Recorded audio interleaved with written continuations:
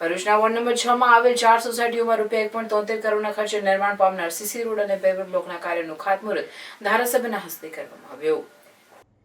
ભરૂચમાં છેલ્લા ઘણા દિવસોથી વિકાસ કાર્યોનો ધમધમાટ જોવા મળી રહ્યો છે, ત્યારે મુખ્યમંત્રી સ્વર્ણિમ સડક યોજના અંતર્ગત ભરૂચ નગરપાલિકામાં પાછળથી સમાવેશ કરાયેલ વોર્ડ નંબર 6 માં આવેલ Radhakrishna society, Janakpuri society, Chitrakoot society અને પ્રસાદ સોસાયટીમાં ₹1.73 કરોડના ખર્ચે નિર્માણ પામનાર સીસી રોડ અને પેવર બ્લોકના કાર્યનું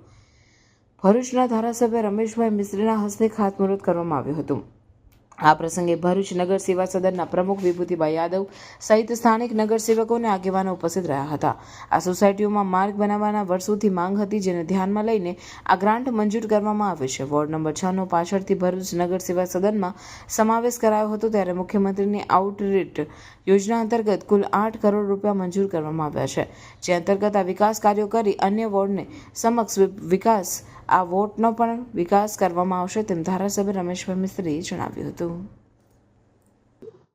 ભરૂચ શહેરના અન્ય વોર્ડમાં જે વિકાસ થયો છે, વિકાસની સાથે પેરેલલ આ વોર્ડને લઈ આવવા માટે રાજ્યના મુખ્યમંત્રીએ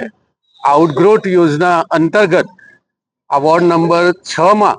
આપણને લગભગ 8 કરોડથી પણ વધારે રકમ ફાળવી આપી છે, જેમાંથી આજે આ ₹1 કરોડ અને 73 લાખ રૂપિયાના 4 સોસાયટીના રોડના કામનું ખાતમુહૂર્ત કરવામાં આવ્યું છે। ઘણા સમયથી આ ચારેય સોસાયટીના લોકોની આ વોર્ડના અમારા જે ચારેય સભ્યો છે,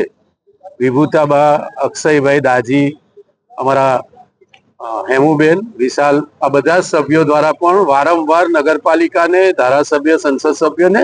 અને રાજ્ય સરકારમાં સતત રજૂઆતના કારણે આજે આપણે આ કામનું ખાતમુહૂર્ત કરીએ છીએ। આવતીકાલથી જ આ કામનો પ્રારંભ થશે। બધા જ રોડ એ ઉપર હોવાના કારણે વરસાદી પાણી કોઈના ઘરમાં ન જાય એની કાળજી રાખવા માટે નીચે 2, 3, 4 ફૂટ જ્યાં જેટલું સંભવ હશે ત્યાં સુધી અમે આ રોડ જે હયાત છે એને ઉતારી લઈશું અને એના પર નવો રોડ મેટલિંગ સાથે પીસીસી કરીશું અને એના પર પછી સીસી રોડ બનાવીશું, જેના કારણે આવનારા અનેક વર્ષો સુધી આ રોડ એ આ વિસ્તારના નાગરિકો માટે ઉપયોગી થઈ શકે। મોટી સંખ્યામાં ચારેય સોસાયટીના આગેવાનો આજે અહીંયા ઉપસ્થિત થયા છે। અમને આજે આ કામનું ખાતમુહૂર્ત કરતા ચારેય નગરપાલિકાના સભ્યો સહિત પક્ષના બધા જ આગેવાનોની હાજરી એ મને લાગે છે કે આ વિસ્તારના લોકો માટે આજે આ દિવસ એ ખૂબ આનંદ આપનારો દિવસ